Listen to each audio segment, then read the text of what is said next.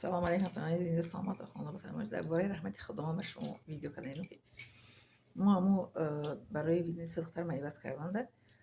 چیز در شبای تهجد دعا کردم یک هفته پیش که خداوند ما رویم اپیچت که پالستین پرسن برای که 2 سال پیش نه یکم سال پیش دیوز کرده بودیم شما لینسمون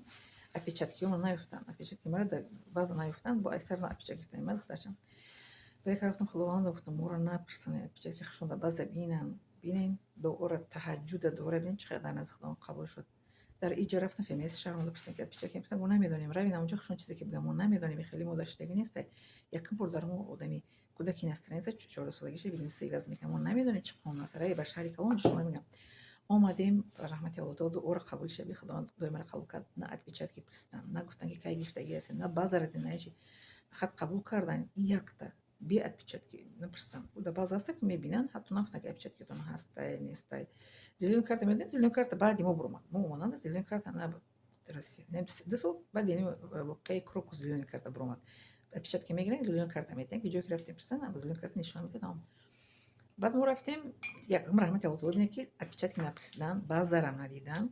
نفتن که در بازار است نیست نپرسیدن گوش در отпечатки یگون قبل گفته بخوام دکتر خداوند отпечатки نپرسیدن برای که دفعه میز شهر مفتن ما نمیدونیم میپرسن یا نمیپرسن توکل به الله تعالی که رفتیم در اونجا نپرسیدن отпечатки بعد 11 روز اومدیم سپردیم گفتن که ساعت 3 روز نمیروز شما میگیرید اگر این دفعه میز شهر مفتن که ما نمیتونیم که در همون روز شما تیم ضعیف که در همون روز شما قبول کنم وقتی رو دوشنبه التماس چون که در همون روز اگر قبول کنن خوب میشه ما را نمیتونیم ما ضعیف کتون میتیم روز جمعه رفتن گوی خیلی در وقتی نزدیک ما نمیتونیم رحمت الله تعالی یکمش که отпечатки نپرسن دیمش که با روز جمعه تلفن کرد در دوشنبه ما رو موندن اگر گفتگی که هفته آینده در ما نمیتونیم شما رو زپیس کردن سیمش که ما اومدیم هم 11 ساعت دادیم ساعت 3 گفتن تیار میشه پاسپورت رو میگیریم میریم یعنی که دخترچم مکتب جواب کردیم یک روز موندم سفر میره در رفتن و اومدن رحمت الله تعالی تهجد چه دوره الله تعالی تیز قبول میکنه отпечатки نپرسیدن یک تمام قضا کردم که نپرسیدن برای که دیگه گفتن که ما نمیدونیم نفهمیست شهریمو دیمش گفت که ما نمیتونیم شما در دوشنبه چی کنیم که یک روز برین با نزدیکی روز چی کنیم بیاین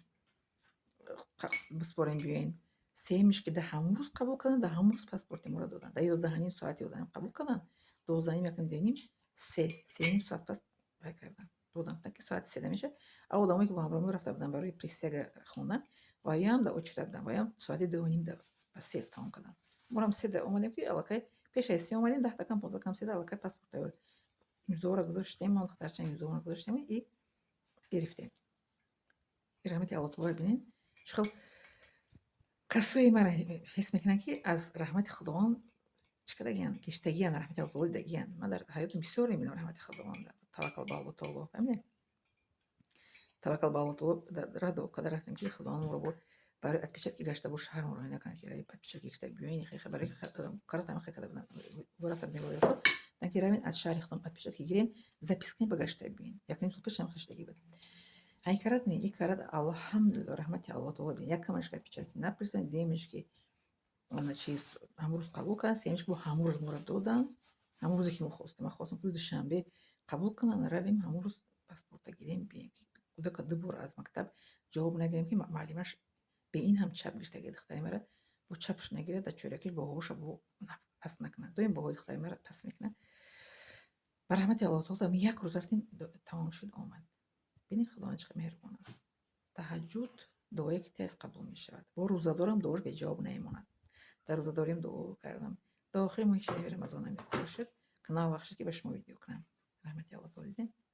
چقدر یه روز من باور نداشتم حتی همون شوفیور حیران شد که چقدر یه روز پاسپورت شما کرده بودن ما میاریم دیگه نمو چیز گفته بودن در چیز ولادیوستوک در شهرمون که چیز در ولادیوستوک در وقتی که میرین در اونجا چی میکنن ممکن که 10 روزی کاری در کردتیم میسپریم 10 روز پس کاری میریم میگیریم لیکن ما رحمت الله تعالی که 10 روز کردیم 10 روز سپریم 10 روز گرفتیم دیدن رحمت الله تعالی چقدر بندش آسان میکنه وقتی که ما با الله تعالی رو بیت داریم وقتی که ما از خداوند میپرسیم چقدر کاری ما رو آسان میکنه کاری که 10 روز پس بری بگیری 10 روز میگیری کاری که میشه که 10 هفته پس ما باز اپیس میکرد 10 روز اپیس کردن 10 یک روز اپیس کردن 10 یک روز سپردن 10 روز گرفتیم این رحمت الله تعالی است که کودک چند بار جواب میگیره مکتبی 10 یک روز جواب کردن 10 روز کاریمو با رحمت خداوند چی حل شد. بله، یک مشکی تهجد، یک مشکی در روزداری دعا کردم، سه مشکی باور داشتم، نه باوری اول میبخشید، باوری به الله تعالی میبخشید. تهجد دعا کردم، در روز کشیدن دعا کردم و توکل به الله تعالی کردیم. 4 کار کردیم، پنجم کارو بچید. بله، مینا دارم از شما. لایک، поделиться, подписываться فراموش نکنید.